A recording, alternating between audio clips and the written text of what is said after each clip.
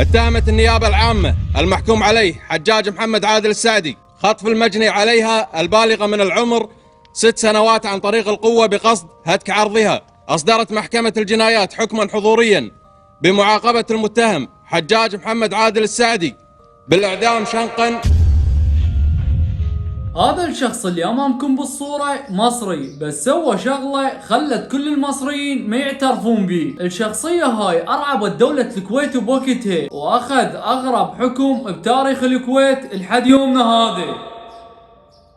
بالبداية صلي على محمد وآل محمد. قبل لا نبدي بالحلقة اريد منكم طلب صغير دائما تسووه، وانا ادري جاي تسووه بس عادي يعني ايش قد تسووه، بعد مرة اقول تسووه وافوز. اي والله. بالبداية وقبل كل شيء صلي على محمد وآل محمد. النوبل لا تدز يا عمري، ليش من نصور الدز؟ ليش لا نصور؟ بالبداية وقبل لا ابدي بحلقة اليوم اريدك تصلي على محمد وآل محمد، وبعدها تنزل تسوي لي لايك مرتب مثلك وتعلق تعليق تحفيزي على مود اكمل وياكم. واكيد لا تنسى تشترك وتفعل زر الجرس اذا كنت ما مشترك بالقناة حتى يوصل لك كل شيء جديد. والله وصلت يوتيوبر ابو جاسم وقمت تعرف بالسبسكرايبز وهاي. بدون حرق لاي احداث من القصة خلونا مباشرة ندخل بصلب الحلقة، واذا شاء الله راح يكون الفيديو ممتع.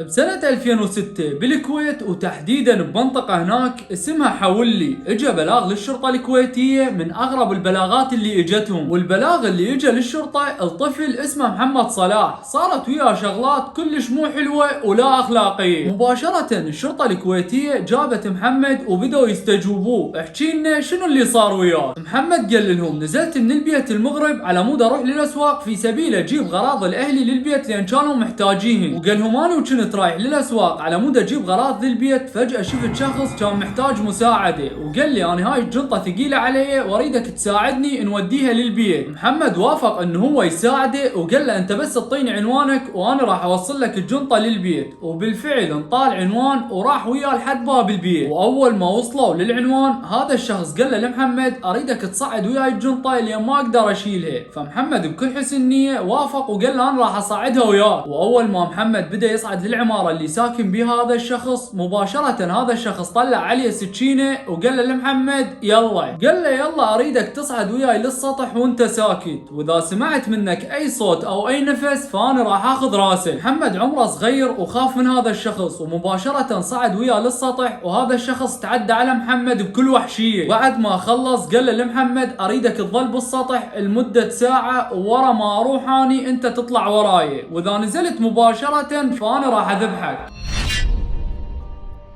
من الخوف والصدمة اللي كان بيها محمد ظل فوق 3 ساعات بالسطح منازل ابد، وورا هاي ال3 ساعات من اطمئن انه هذا الشخص راح مباشرة محمد نزل من العمارة هاي وراح ركض مباشرة لاهله وبلغهم على كل شي صار بالتفصيل. اول ما سمعوا اهل محمد بهذا الموضوع انصدموا ومباشرة توجهوا لمركز الشرطة وقدموا بلاغ بالموضوع اللي قلت لك بيه. ومباشرة الشرطة استدعت محمد وبدت تاخذ من عنده مواصفات هذا الشكل على مود يقدرون يوصلوا له باسرع وقت ممكن. الشرطة الكويتية اخذت تحرياته ومواصفات هذا الشخص وظلت تبحث عليه على مستوى الكويت كلها وماكو كان اي تقدم بالموضوع. بعد اسبوع كامل من البحث اجى بلاغ ثاني للشرطة، الطفل عمره 6 سنوات صار وياه نفس الشيء صار ويا محمد. همين هذا الطفل كان طالع ويا اصدقاء وشاف هذا الشخص وقال له تعال محتاج مساعدة وهاي الجنطة ما اقدر اشيلها، واخذه واعتدى عليه بنفس الطريقة. ادري ماكو طريقة ثانية بس الجنطة خاطرك كعبي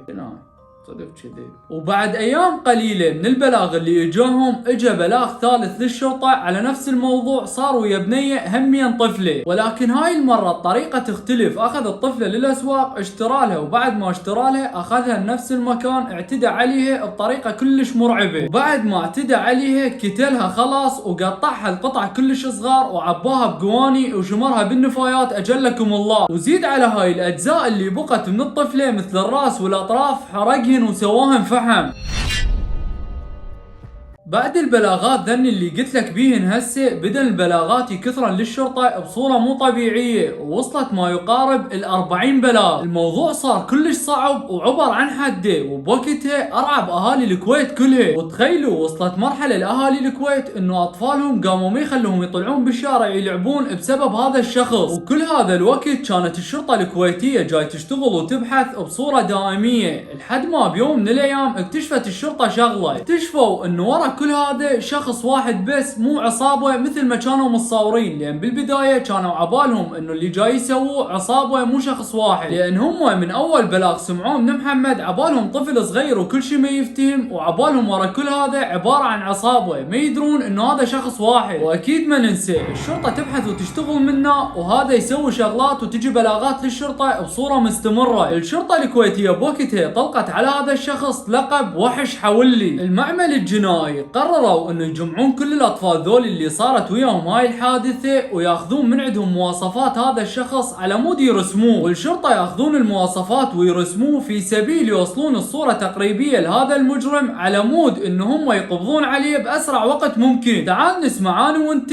مواصفات هذا الشخص من الاطفال.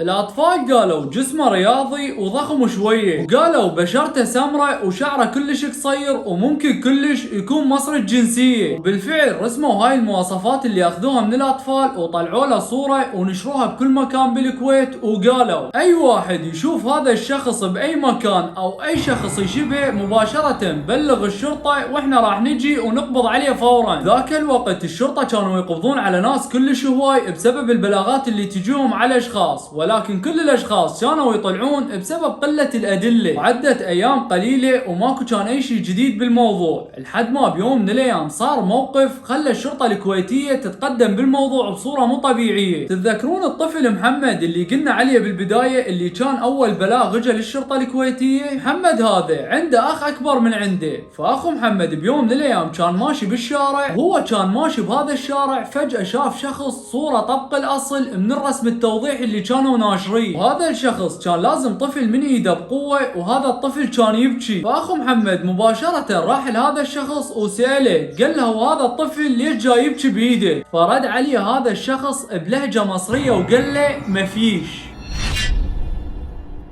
وبساعتها اخو محمد شك اكثر انه هذا الشخص ممكن يكون هو وحش حولي، ومباشرة قال له هو انت وحش حولي؟ اول ما هذا الشخص سمع ذني الكلمتين مباشرة ركض من محمد بصورة هستيرية وظل يصيح. فمباشرة اخو محمد توجه لمركز الشرطة وبلغهم على كل شيء صار وياه. وبعد ساعة من البلاغ مال اخو محمد اجى بلاغ ثاني للشرطة انه اكو شخص اعتدى على طفل بنفس الطريقة. الشرطة مباشرة تأكدت انه وحش حولي موجود بداخل المنطقة، فطلعت دوريات على مود تقبض عليه، ولكن للأسف ما لقوا له اي اثر. ومر شهر ونص على الحوادث اللي ذكرتهن لك، وجا بلاغ للشرطة وقالوا انه اكو شخص مشتبه به وممكن كلش يكون هو وحش حولي. البلاغ هذا من شخص مجهول يقول انه اكو شخص يشتغل بنادي رياضي مصري الجنسية وسمعته كلش ما حلوة، وساعات تطلع من عنده شغلات وحركات لا اخلاقية ما يسويهن شخص عادي. فمباشرة الشرطة توجهت لهذا النادي على مود يقبضون على هذا الشخص، ولكن للأسف أول ما وصلوا ما لقوا أي أثر لهذا الشخص، لأن النادي طارده من فترة طويلة بسبب أفعاله اللا أخلاقية. الشرطة طلبت من أهل النادي إنه يجيبون ملف هذا الشخص كامل على مود يتحرون عليه. وهنا كانت الصدمة، إنه الصورة اللي موجودة بهذا الفايل صورة طبق الأصل من الرسم التوضيحي اللي أخذوه من الأطفال اللي اعتدى عليهم. وأنت أكيد تريد تعرف منو هذا الشخص. أنا حاليا راح أقول لك منو هذا الشخص.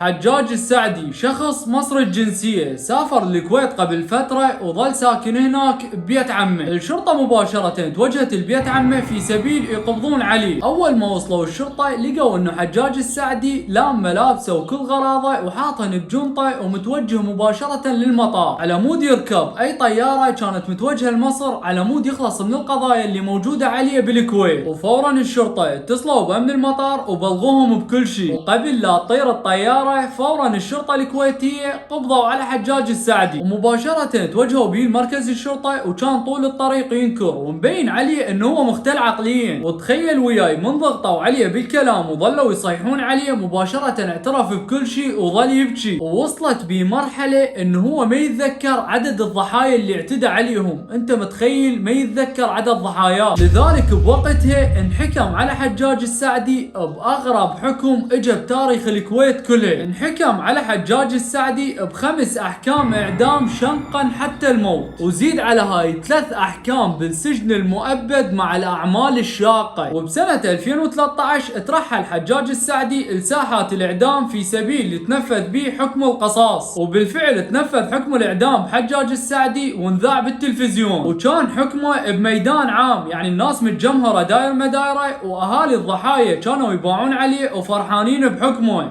اتهمت النيابة العامة المحكوم عليه حجاج محمد عادل السعدي مصري الجنسية في الجناية رقم 182 على 2007 حصر نيابة حولي 51 على 2007 جنايات الجابرية أنه في يوم 8/2/2007 بدائرة مخفر شرطة الجابرية محافظة حولي 1 خطف المجني عليها البالغة من العمر 6 سنوات عن طريق القوة بقصد هتك عرضها. أصدرت محكمة الجنايات حكما حضوريا بمعاقبة المتهم حجاج محمد عادل السعدي بالإعدام شنقا، وذلك عما أسند إليه من اتهام.